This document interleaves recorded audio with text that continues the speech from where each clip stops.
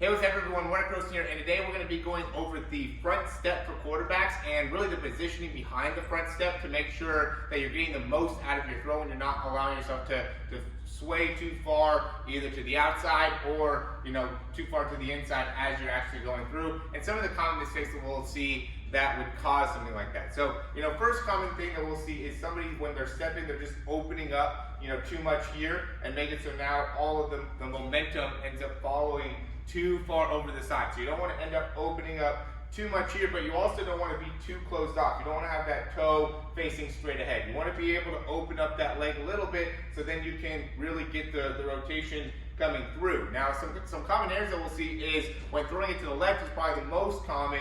When you're opening up to the left side, really opening up and pulling this leg all the way open here, so then you're not able to get your force going forward and through as you're finishing. So you open up just like what I was talking about before when you go too far here. It's the same thing, except it's at the top of the 3-step or the 5-step drop, and you really end up losing a lot of power by doing that. And on the right side, it ends up being more so crossing this way, where you go and cross your leg over here, trying to throw maybe some type of curl route or a slant route, and then you end up kind of coming across yourself. So really making sure that you understand that the functionality within that front step is to make it so you're allowing your back leg to push off and come through. So you should always be able to see your hip as you're finishing through with that front leg, right? But you also want to make sure that the weight is transferring that way and not going too far this way, right? You don't want to be falling over here. We want to be, if we're going this way, going here. If we're going this way,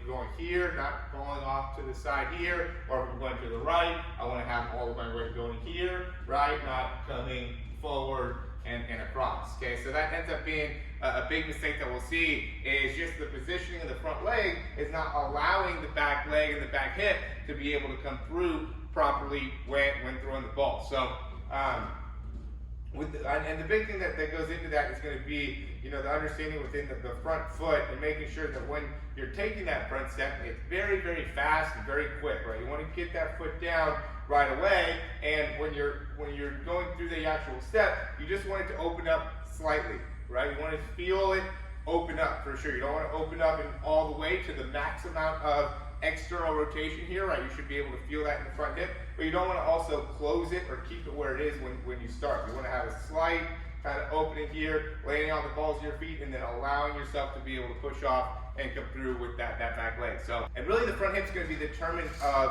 how much you end up opening within that front toe. It doesn't need to be all the way turned open. I actually think that's too much. You want to be able to turn it open a good amount. Probably instead of this, if this is 90, maybe closer to like a 75, 80 in terms of rotation within that foot. So definitely not closed. This would be 0, that's 90. 90 is too much. You want to be at about, again, 75, 80 in that step. It's going to be a little bit different for everybody. So you could be in the 65, potentially, or you could be a little bit more, closer to 90. You don't want to fully open up that hip. Everybody's going to, stay away from this, but you could, open it up a good amount if that's how your hip ends up being. So it just depends on the overall anatomy within the person, but it wants to be somewhere within that 75 degree to 80 degree range, I'd say, for most people and most people's hips. All right, so if you have any questions, you can always reach out to me. We have the 7-day program down below that you can always sign up for.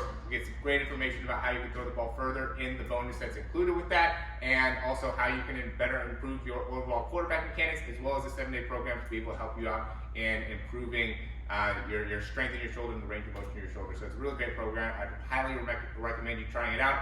Click the link down below to get started.